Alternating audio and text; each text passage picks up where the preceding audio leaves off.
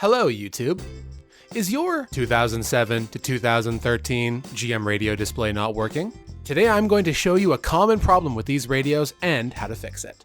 This guide assumes your radio is fully functional aside from the fact that your LCD display doesn't work or works intermittently. You will need a soldering iron, electronic solder, not the stuff to use for plumbing, flux and desoldering wick, 3mm and 7mm sockets and driver, and a couple picks. I'll leave Amazon affiliate links in the description for these items. The first step is to remove this panel from around the radio. It's just held on by clips, and if you pull on it, it'll come away from the dash. Don't pull too hard or you might break the plastic.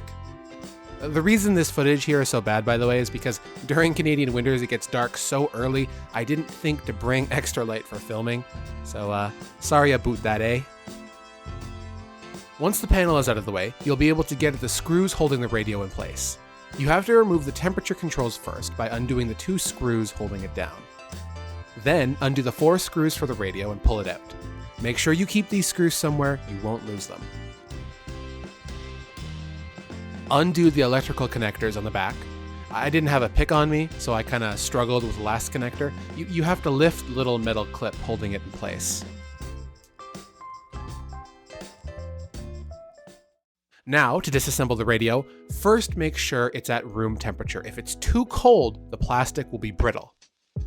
There are 6 plastic tabs holding the front of the radio to the main body.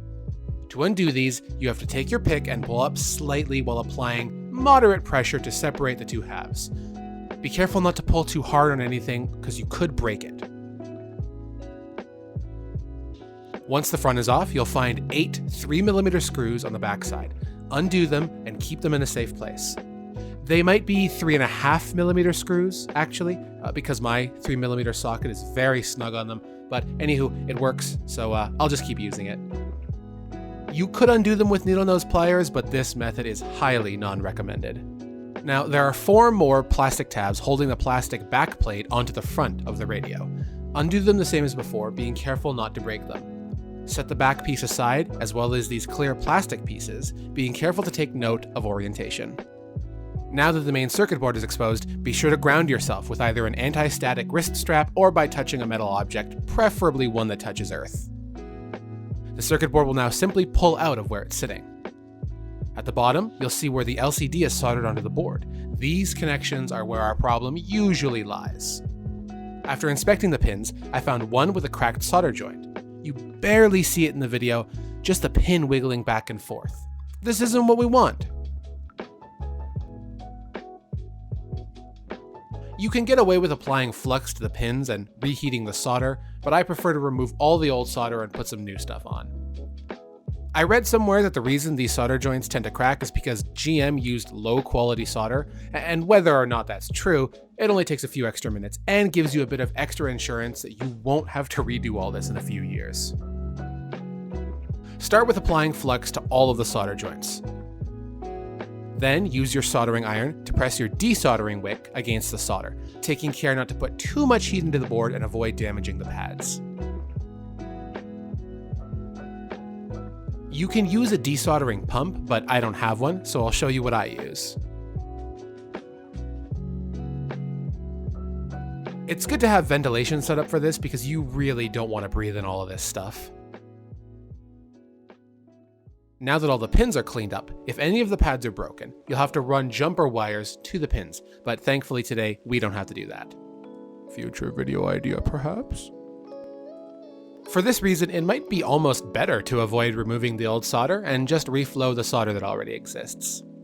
To resolder the pins, let's take our hot soldering iron and, resisting the urge to touch it, carefully heat up each pad and add solder with the other hand. This takes some practice to get a good result, and what the result should look like is shown by this graphic on screen. It's apparently really hard to do this while simultaneously filming everything, so I had to go back over a few spots. Now that this is done, make sure you wash your hands, especially if you were using lead-based solder, as most electronic solder is. Carefully line up the circuit board into the front of the radio. Put the 3 clear plastic pieces onto the board, and just like the teenage girls in the 2010s, these will only go on one direction. This fucking script, man. The clear pieces are held in place by the 3 short 3mm screws, and they go in these spots.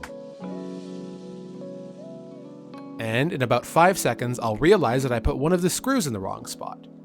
To avoid having to struggle with this, I find it helpful to take pictures or draw diagrams before I take things apart. Which I didn't do this time, lol. Next, this black plastic backing piece clicks into place and is held down with the remaining 5 screws. Don't over torque any fastener, because everything in the radio is plastic, and in case I didn't mention, it's easy to break. And that's what we call, in the industry, no good. Then, carefully slide the whole front of the radio back onto the main body of the unit.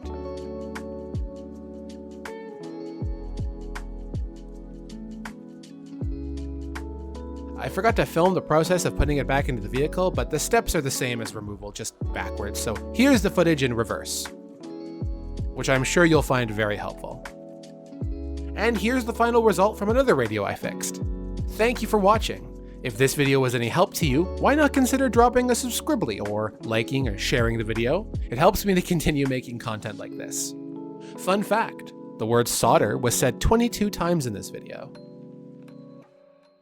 This guide assumes your radio is fully functional and the LCD display doesn't work or works intermittently. Doesn't sound very fully functional to me.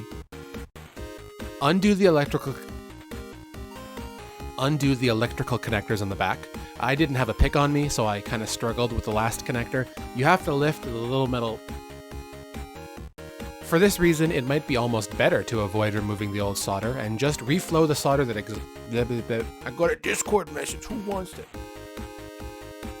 I read somewhere that the reason these solder joints tend to crack is because GM used low quality solder, and whether that's true or not, it only takes a few extra minutes and gives a bit of insurance that you won't have to redo this all in a few years, because that would suck. Then undo the 4 screw.